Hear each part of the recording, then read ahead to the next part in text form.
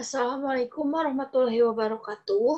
Kenalkan, nama saya Sela Rizky Swastia, NPM 100417174 dari Fakultas Hukum Universitas Islam Bandung. Di sini saya akan mempresentasikan tentang skripsi saya yang berjudul Pertanggungjawaban Pidana Pelaku Usaha Penipuan Penjualan di Tengah Wabah COVID-19 berdasarkan Undang-Undang Nomor 19 Tahun 2016 tentang perubahan atas Undang-Undang Nomor 11 Tahun 2008 tentang informasi dan transaksi elektronik. Latar belakang.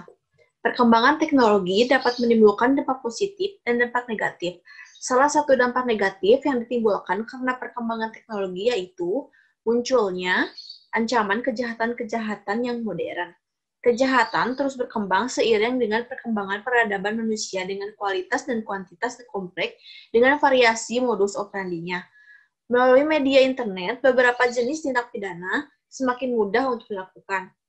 Bisnis secara online memang mempermudah para pelaku penipuan dalam melakukan aksinya, karena mereka tidak bertemu secara langsung dengan pembelinya.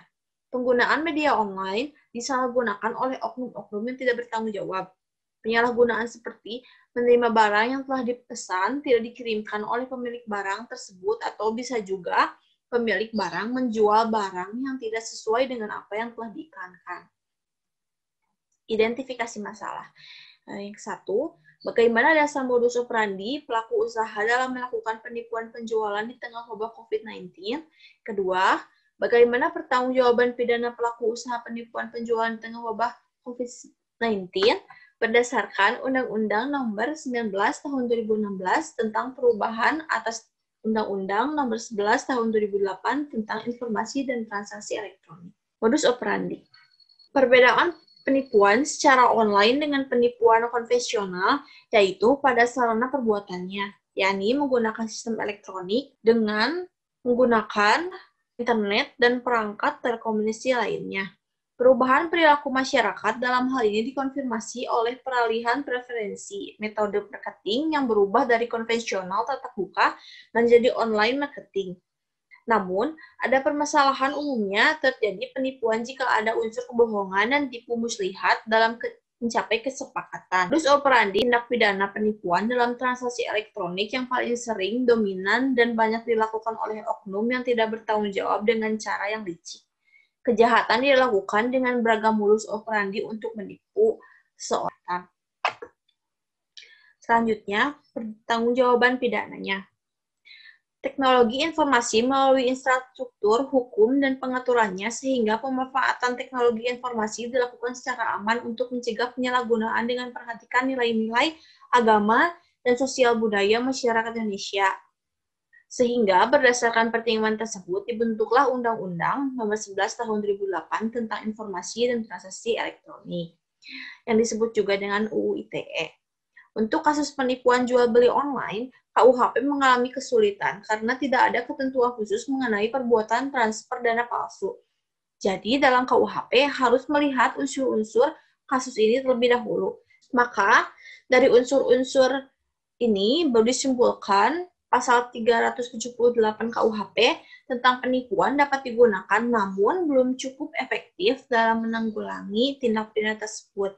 Selalu ada korban yang dirugikan dalam setiap kasus penipuan, sehingga kasus penipuan online telah diatur dalam KUHP dan UU ITE. Pasal 28 ayat 1 ITE tidak secara langsung mencantumkan sanksi pidana, melainkan tertera pada 45 ayat 2 UU ITE, yaitu sanksi pidana penjara paling lama 6 tahun dan juga terdapat sanksi besar sebesar 1 miliar rupiah.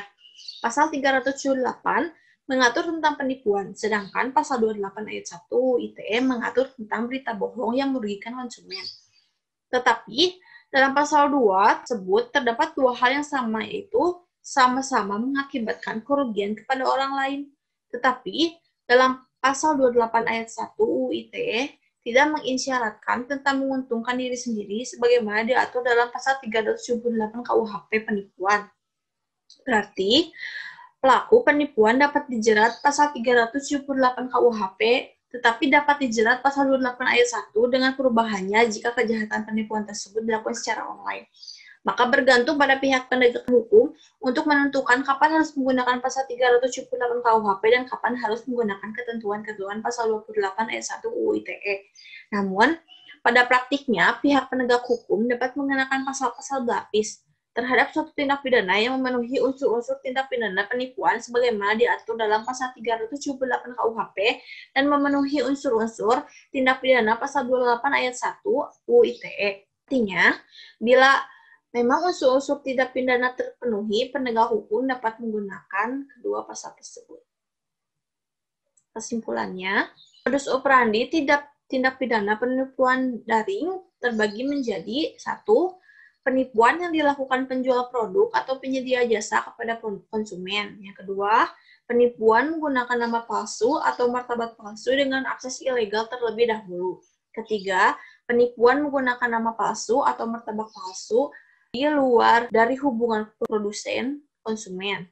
Keempat, penipuan oleh calon pembeli kepada penjual produk atau penyedia jasa. Pertanggungjawaban pidana pelaku usaha penipuan penjualan di tengah wabah COVID-19 berdasarkan Undang-Undang Nomor 19 Tahun 2016 tentang perubahan atas Undang-Undang Nomor 11 Tahun 2008 tentang ITE. Dalam hal ini terdapat dalam pasal 28 ayat 1 ITE.